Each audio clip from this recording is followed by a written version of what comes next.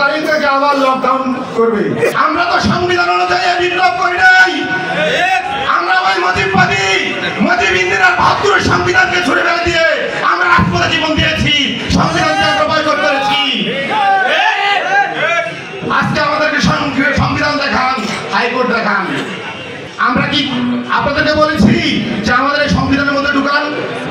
আমরা শুরুতে বলেছি এই সংবিধান ছুড়ে ফেলে দেওয়া হোক, দ্বিতীয় রিপাবলিক ঘোষণা করা হোক, সেকেন্ড রিপাবলিক ঘোষণা করা হোক, এবং আমরা বলেছি যুবলীগের রাজনীতিকে অপসারণ করা হোক।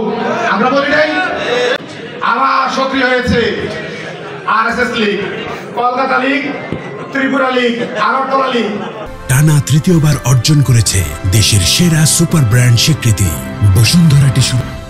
আসাম লীগ তারা নিচ্ছে ১৩ তারিখ থেকে আবার লকডাউন করবে।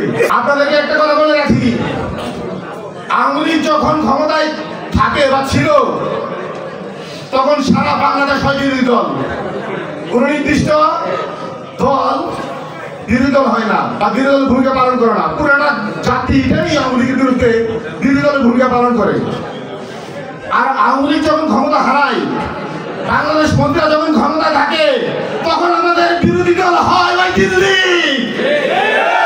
আজকে শেখ হাসিনা আওয়ামী লীগের দিল্লি শাখা থেকে আমাদেরকে হুমকি দিচ্ছে সে বাংলাদেশের লকডাউন করবে।